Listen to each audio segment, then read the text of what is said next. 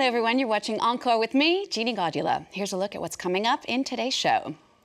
Einstein on the Beach is known as perhaps the most revolutionary artistic achievement of the 20th century.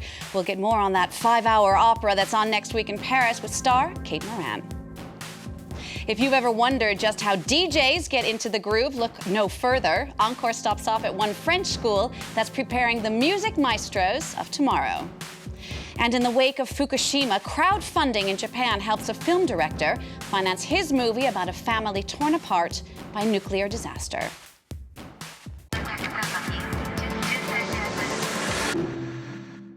But first up, most music lovers have probably heard about Einstein on the Beach. It's that 5-hour opera that was first conceived in 1976 as a collaboration between composer Philip Glass, director Robert Wilson, and choreographer Lucinda Childs. There's no real plot, there's no intermission. The music is repetitive, but it all adds up to a hypnotic, iconic masterpiece. Einstein on the Beach is playing next week at the Théâtre du Châtelet here in Paris, and to tell us more about it, we have actress Kate Moran. Kate, hello. Hello. So, it's interesting. It's called Einstein on the Beach. Einstein has a very tiny role in it, if at all. If you were to describe this opera to someone who had no idea what it was, what would you say?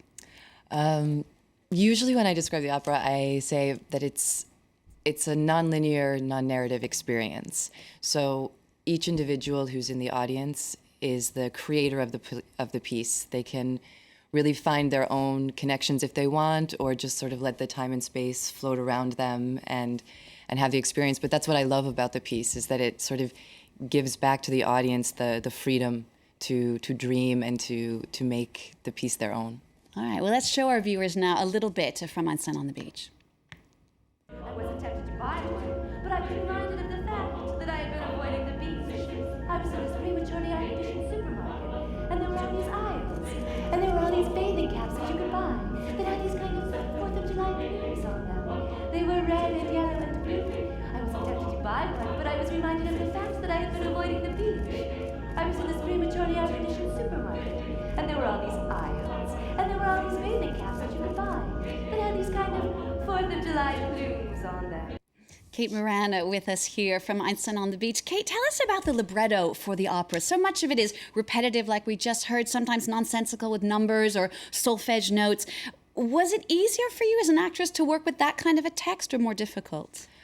I don't know if it was easier or more difficult. The piece is so beautiful. The text that I say is written by Christopher Knowles, who at the time was an adolescent, but he still is autistic, but at the time he was 16 or 17, I think, when he wrote it. And one of the pieces that I say is at the very beginning, and Bob tells a story that for me it's a poem, but it doesn't, I'm sure it means something to Christopher, but we can't make sense of it. There's nothing direct inside a story. But Bob asked him, who is Einstein? And he said, I don't know. And he kept asking him, who is Einstein, who is Einstein? And so he wrote this piece after Bob left that begins with, would it get some wind for the sailboat? It could be Frankie, it could be very fresh and clean, it could be a balloon. It was just sort of this reverie on who is Einstein. And I find the text really beautiful. And memorizing it was quite difficult. I would imagine. You just give yourself keywords, or how do you go about the memorization? I actually wrote it down by hand quite a bit, because it was somehow infiltrated my brain more if I could see my own writing. And then I said it so much. I was visiting my family, and I had said it so much that my niece, who was 8, began to say it with me. I think I was making everyone crazy. The piece is 5 hours long. You're on stage for almost all of it. How do you prepare physically for that kind of a performance? Of course, I do training. I do yoga. I take dance classes. I kind of warm myself up. But mentally, it's really, the piece itself sort of carries me with it. It really is sort of like a train for me. When it begins, it just sort of keeps moving forward, and to just stay in the concentration, all I have to do is be with the people around me, and the set pieces moving and the lights. Einstein on the Beach is in the midst of a world tour that you're taking part in. How does it feel for you coming here to France, your adopted home? for me, it's a dream to have it to have this piece come to Paris. We opened in Montpellier now over 2 years ago, and that was wonderful. But there's something about coming to the city where I live with this piece, which is it was created in France actually, but it's New York based. Bob and Philip are New York based. So where I also have spent a lot of time. So to have sort of this iconic piece that I'm so proud of come from New York to Paris is wonderful.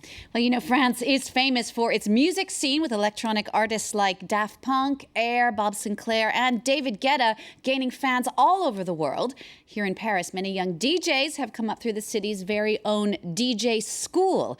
Encore went to have a look. There are a few things as fun in life as a nightclub dance session. And the French have the savoir-faire in spades with Bob Sinclair, Laurent Garnier and David Guetta, one of the world's top-ranked dance music DJs. That kind of success is an inspiration for this guy, Jack. He is a student at a school in Paris for DJs and music producers. There is no boring homework, just hour after hour at the turntable.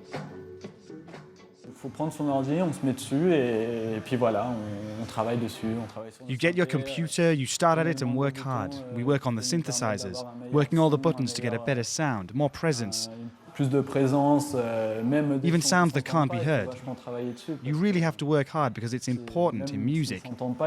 They are what give it the groove. This DJ out there in the real world used to teach in a similar school.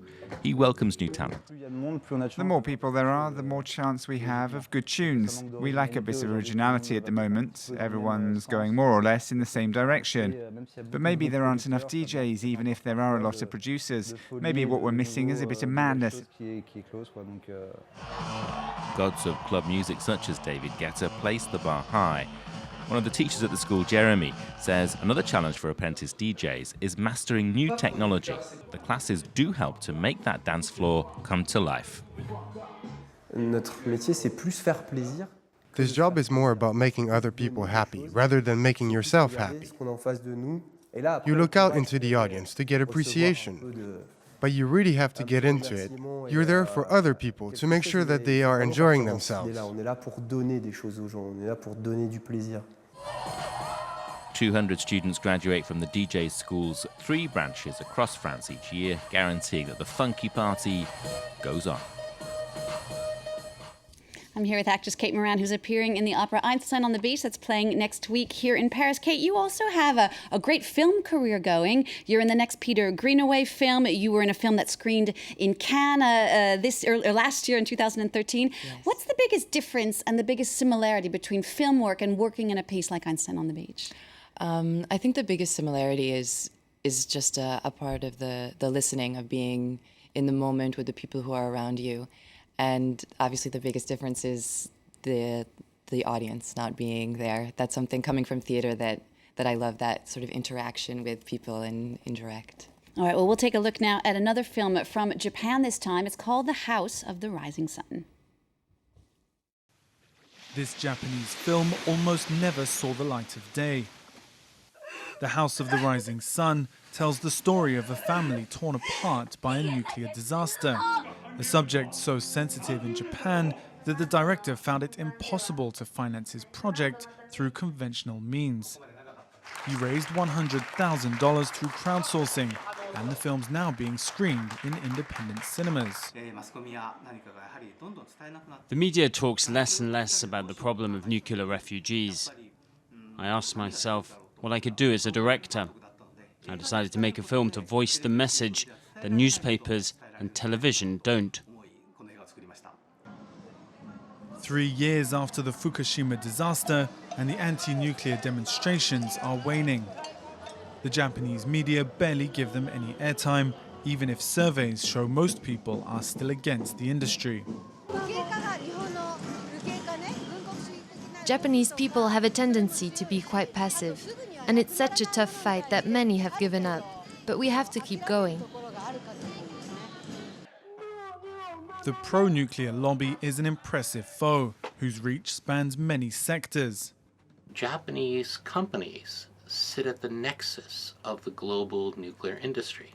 These people control the commanding heights of national energy policy, and they are not prepared to let the public decide something that important. Despite the lobby's power, the government still hasn't restarted the country's 50 nuclear reactors taken offline for safety checks. Japan is one of the only countries in the world to have completely shut down its nuclear energy industry. But many expect it'll rise up again before too long. Well, we're almost at the end of today's show. Kate Moran, thank you so much for coming in to tell us about Einstein on the Beach. That's at the Théâtre du Châtelet in Paris, January 7th to January 12th. Music by Philip Glass, directed by Robert Wilson. What was it like working with Robert Wilson? It was an absolute dream to work with Robert Wilson on Einstein on the Beach. The piece itself is something I studied in university, so there was something magical about being in this piece in particular.